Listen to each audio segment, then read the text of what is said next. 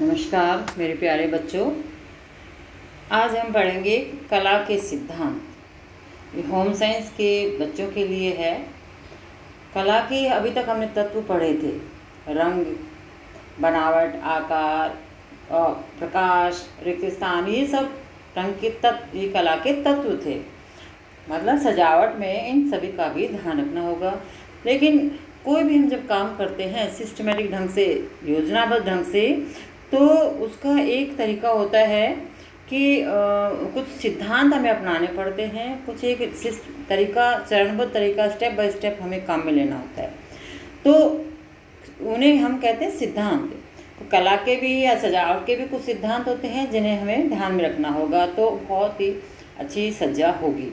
गृह प्रबंधन में ये काम आएगा। जैसे पहले अनुपात एक महत्वपूर्ण सिद्धांत है। इसे संबंधों का नियम भी कहते हैं, क्योंकि कला के तत्व आकार, आकृति, रंग, बनावट, प्रकाश नमूनों से संबंधित है और इसका तात्पर्य कमरे की विभिन्न वस्तुओं में उनके आकार में संबंध स्थापित करना है। घर की सजावट करते समय रेखा, आकार, स्थान, रंग, प्रकाश, बनावट, इनमें अनुपात होना चाहिए, तभी ये सुंदर, आकर्षक दिखते हैं। प्रकृति में भी ये सारी चीज़ें हैं, पेड़ पौधे, पशु पक्षी, इन सब में अनुपात दिखाई देता है और तभी वो सुंदर दिखते हैं। तो लंबाई और चौड़ाई में अनुपात होना चाहिए, अर्थात किसी भी वस्तु की यदि लंबाई 3 फीट है तो चौड़ाई 2 फीट होनी चाहिए। इसी तरह से 3 डायमेंशनल चीज़ें हैं, उनमें लंबाई, चौड़ाई, ऊंचाई तीनों चीज़ें देखते हैं। तो ये अनुपात 5:7:11 का अनुपात होना चाहिए। मतलब चौड़ाई 5 इंच है तो लंबाई 7 इंच हो और ऊंचाई 11 इंच होनी चाहिए, तभी वो अच्छी लगती है। खिड़की की चौड़ाई 3 फीट है तो ऊंचाई 4.5 फीट होनी चाहिए या 5 फीट होनी चाहिए। तो इसी तरह से लंबाई, चौड़ाई और ऊंचाई में सही अनुपात होना चाहिए। रेखाएं हैं वो भी सही अनुपात में होनी चाहिए। घर की सजावट में रेखाओं को संतुलित अनुपात में काम में लेना। रेखा से किसी भी वस्तु को हम छोटा बड़ा करके दिखा सकते हैं। जैसे खड़ी रेखा है तो उससे बड़ी वस्तु दिखाई देती है, जबकि आड़ी रेखा से वस्तु की चौड़ाई अधिक प्रतीत होती है। तो ये हम इस डायग्राम से हम समझ सकते हैं। इन दोनों में लंबवत रेखाएं और समतल रेखाएं दिखाई गई हैं, क्योंकि लंबवत रेखा उससे जगह कम दिखाई देती है और लंबवत रेखाएं हैं उनसे आकार बड़ा लगता है। समतल रेखाओं से आराम का आभास होता है, सुंदरता उत्पन्न होती है कमरे में। छोटे कमरे में नमूने छोटे छोटे काम में लेने चाहिए और कालीन है, बेडशीट है, सोफ़ा कवर आदि के छोटे नमूने अच्छे लगते हैं। आदि में डिज़ाइन छोटे होने चाहिए, नमूने छोटे होने चाहिए, तभी वो अच्छे लगते हैं। इसी तरह से जो भवन निर्माण है उसके माप में भी अनुपात होना चाहिए। छोटे कमरे में भारी फर्नीचर नहीं लगाना चाहिए, हल्का फर्नीचर लगाना चाहिए। इसी तरह से बड़े कमरे में भारी फर्नीचर लगा सकते हैं, तभी वो अच्छा लगेगा। तो ये फर्नीचर में संतुलन अनुपात है। फिर एक ही सेकंड जो कला का सिद्धांत है वो है संतुलन। संतुलन भी एक अपना अलग स्थान रखता है। गोल्डस्टीन ने कहा है कि संतुलन के संबंध में उन्होंने विचार रखे हैं कि संतुलन ऐसा आरामदायक, विश्रामपूर्ण प्रभाव है जो रंगों और आकारों को केंद्रों के चारों ओर इस तरह से समूहीकृत करता है कि केंद्र के प्रत्येक चारों ओर एक समान आकर्षक स्थिति बनी रहती है। संतुलन डिजाइन का सिद्धांत है जो शांति और संतोष देता है। अतः संतुलन से आराम, विश्राम, शांति में स्थिति होती है, जीवन मनोहारी लगता है। स्टेला सुंदरराज ने कहा है कि संतुलन स्थिरता, बल का समान वितरण है, विश्राम और शांति देता है। रंगों में, आकृतियों में भी इसको संयोजन को प्राप्त किया जा सकता है। इसी तरह से गृह सज्जा के लिए फर्नीचर, दरी, कालीन, कुशन कवर, बेडशीट, फूलदान, इन सब के रंग, रूप, आकार, भार, माप, बनावट, दूरी, अनुपात, प्रकाश, इन सब में संतुलन, आकर्षक और सौंदर्य युक्त वस्तु यदि रख दी जाए, यदि आकर्षक वस्तु रखी जाए तो सुंदर लगता है, लेकिन सौंदर्य विहीन यदि वस्तु आकर्षक के साथ रखी जाए तो संतुलन खराब हो जाता है और अशांति उत्पन्न होती है। कोई भी कलाकार कला की वस्तु के निर्माण में रंग, रूप, बनावट, आकार, रेखा इन सब में संतुलन रखता है, तभी वो सुंदर लगती है। अब एक ये संतुलन हमको घर में संतुलन को कैसे हम उपयोग में ले सकते हैं? दो तरह से हम वस्तुओं में संतुलन उत्पन्न कर सकते हैं।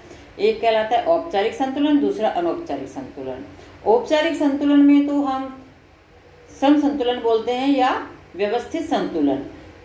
ये वो संतुलन है जिसमें किसी भी वस्तु को हम केंद्र मान लेते हैं और उसके काल्पनिक मध्य रेखा मान करके चारों ओर समान दूरी पर समान नाप की वस्तुएं रखते हैं।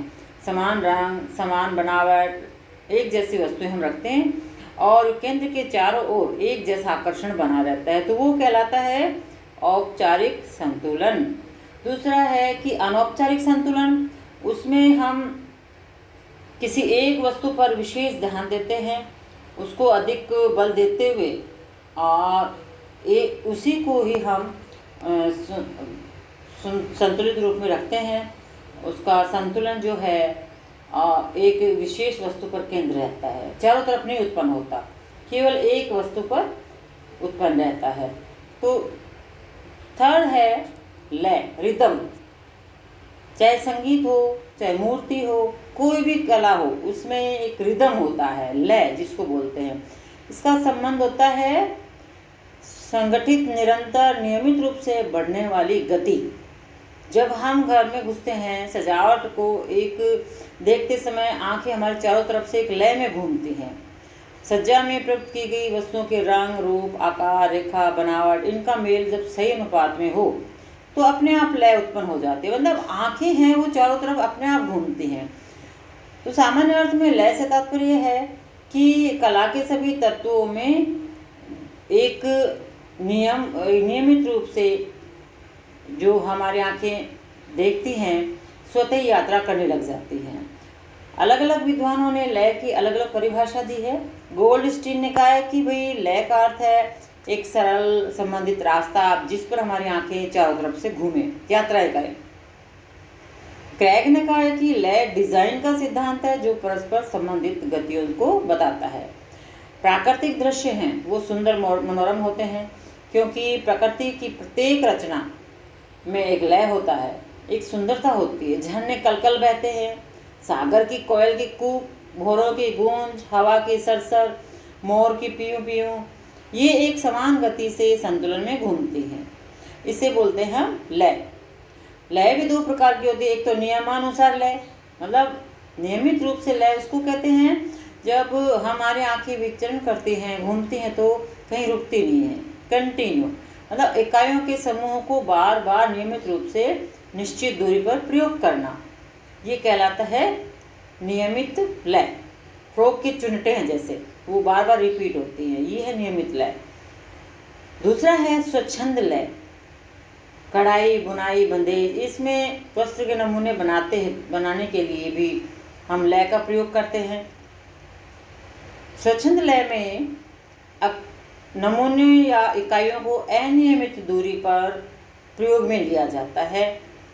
आँखों की गति नियमित नहीं रहती है, एक स्थान से दूसरे स्थान पर ऐच्छिक घूमने के लिए, आंखें घूमने के लिए विवश हो जाती हैं।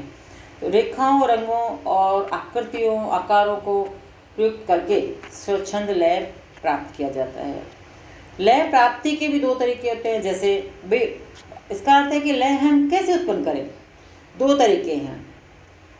जैसे बार बार पुनरावृत्ति करके आकार की, दूसरा आकार में नियमानुसार वृद्धि करके रेखाओं, ये लय उत्पन्न करने के तरीके हैं। आकार की पुनरावृत्ति और आकार में नियमानुसार वृद्धि करके, मतलब बड़े से छोटा या छोटे से बड़ा करके। और दूसरा एक ही जैसे कुशन है सोफे में, तो कंटिन्यू वही सोफे लगाते हैं एक आकार में, वो पुनरावृत्ति है। किसी नमूने की बार बार पुनरावृत्ति होना, बार बार उस नमूने को प्रयोग करना, वो पुनरावृत्ति से है। दूसरा नियमानुसार वृद्धि करके, इससे पहले छोटी दीवार पर हम शो पीस लगाते, पहले छोटा फिर बड़ा फिर उससे बड़ा फिर उससे बड़ा, मतलब उसके आकार में वृद्धि हो रही, ये कहलाती है नियमानुसार वृद्धि। तो इस तरीके से भी हम लय प्राप्त कर सकते हैं, मतलब हमारी आंखें एक लय में एक गति से घूमती है पथ पर, वो कहलाता लय। अब है कि रेखाओं की विपक्षता से भी हम खड़ी कर सकते हैं लय, रेखाओं को अलग अलग उसमें प्रयोग करके, आड़ी रेखा, समतल रेखा, इस तरह से। अनुरूपता, अनुरूपता अगला सिद्धांत है, इसको बोलते हैं हार्मनी। इसका अर्थ है एकता का सिद्धांत, मतलब एकता का भाव उत्पन्न करना। जो भी सज्जा कर रहे हैं उन सभी सामानों में एकता उत्पन्न करना। जैसे यदि हमारे टेबल कुर्सियाँ हैं वो बड़े आकार की है, तो टेबल भी उसी संबंध में बड़े आकार की अच्छी लगेगी। छोटी सी स्टूल वहाँ रख देंगे तो वो एकता का भाव उत्पन्न नहीं करेगी। इस अनुरूपता का अर्थ होता है कि वस्तुतः है जिसमें वस्तुओं भावों के चयन, उनके व्यवस्थापन में उनके मध्य एक एकता का भाव उत्पन्न किया जावे, वो एकरूपता कहलाती है। इसी तरह से अनुरूपता के तत्व जैसे हम रेखा, आकार, बनावट, रंग, विचार, इनमें अनुरूपता उत्पन्न करें। अनुरूपता केवल एक दृष्टि नहीं है, बल्कि ये भी एक सिद्धांत है। इसको हम फर्नीचर में, अपहोल्स्ट्री में, घर की सजावट में काम में लेंगे। इसमें नेक्स्ट जो सिद्धांत है सजावट का, वो कहलाता है दबाव, बल, एम्फेसिस। मतलब घर में एक वो कोना होता है जिसमें सबसे अधिक महत्व दिया जाता है। वस्तुओं को केंद्र में रखकर या उसके आसपास कम महत्वपूर्ण वस्तुओं को रखकर आकर्षक बनाया जाता है।